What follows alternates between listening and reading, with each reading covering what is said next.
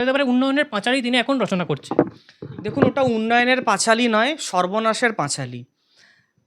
14 বছর 15 বছর এই রাজ্যে শুধু ধ্বংস হয়েছে। উনি ধ্বংসলীলা করেছেন, ধ্বংসর যাত্রা করেছেন।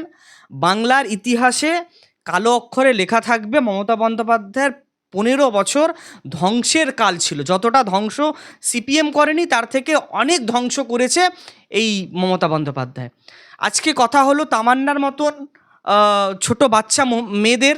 তামান্নার মা আজকে যে সুসাইড অ্যাটেম্প করতে চেয়েছে, দেখুন বাংলার প্রতিটি মানুষ সে যেমনই পরিস্থিতি থাকুক না কেন, সে দুটো কথা সারাদিনে একবার ভাবে, এই রাজ্য ছেড়ে চলে যাই, নাহলে সুসাইড করে নিই। তাহলে এই রাজ্যে 14 বছরে 15 বছরে কি পাওনা, বাংলা কি পেল?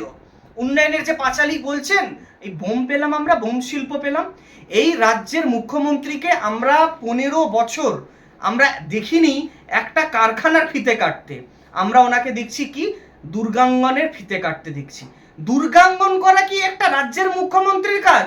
আচ্ছা, আপনি যদি করতেই চান হিন্দুদের জন্য কিছু, আপনি একটা কাজ করুন। বসিরহাটে যারা 2013-তে এবং ক্যানিংয়ে যে হিন্দুদের ঘর বাড়ি পুড়িয়ে দেওয়া হয়েছিল, 2016-তে যে ধুলাগড়ে যে হিন্দুদেরকে হত্যা করা হয়েছিল, তারপরে মুর্শিদাবাদে যে হিন্দুদেরকে হত্যা করা হলো, হিন্দুদের যে ঘর বাড়ি ভেঙে দেওয়া হলো, আপনি তাদেরকে ক্ষতিপূরণ দিয়ে তাদের প্রতি আপনি ক্ষমা চান না ঘোষে? সকলের মুখ্যমন্ত্রী সব ধর্মকে তিনি সম্মান করেন, তাই জন্য তিনি মন্দির তৈরি করছেন। দেখুন, উনি কারোর মুখ্যমন্ত্রী নন।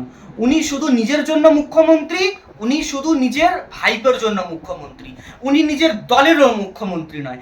যদি উনি নিজের দলের নেত্রী হতেন, দলের মুখ্যমন্ত্রী হতেন, তাহলে কিন্তু কসবাতে একটা তৃণমূল কংগ্রেস করা মেয়েকে কিন্তু মনোজিৎ মিশ্রের মতন একজন রাক্ষস ধর্ষণ করার সেই সাহসটা পেত না।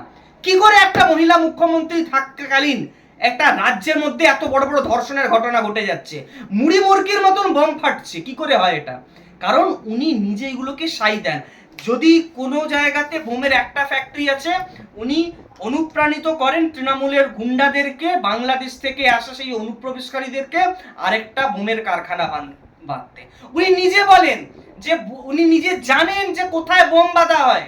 উনি এই কথাই বলেছিলেন শওকত মোল্লাকে, যে তোরা তো জাকিরকে ঢুকতেই দিস না, তোরা তো এখানে বোম বাঁধিস, ওখানে বাস টার্মিনাল দেবো, ওখানে তো বোম বাঁধিস তোরা। শওকত মোল্লা এখন তৃণমূলের অত্যন্ত গুরুত্বপূর্ণ একজন নেতা। একদম, যত সব এই ধরনের বোমবাজ, যত সব এই ধরনের চোর জোচ্চোর লোকজন আছে যারা এই ধরনের ব্লাস্ট করতে পারে, যাদের বিরুদ্ধে এনআইএ কেস থাকবে, তারা মমতা বন্দ্যোপাধ্যায়ের কাছের লোক।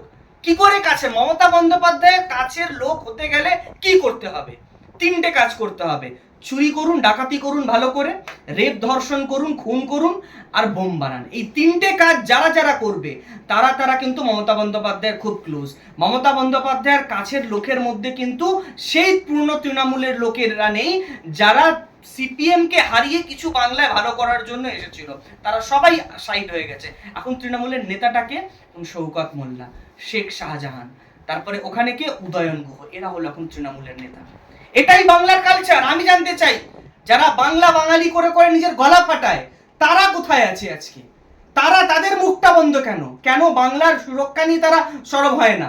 তারা কেন যখন বাংলার সুরক্ষা নিয়ে, বাংলার যখন উন্নয়নের কথা আসে, তখন কেন তাদের চোখে জয় বাংলা হয়ে যায়? তারা কেন তখন দেখতে পায় না?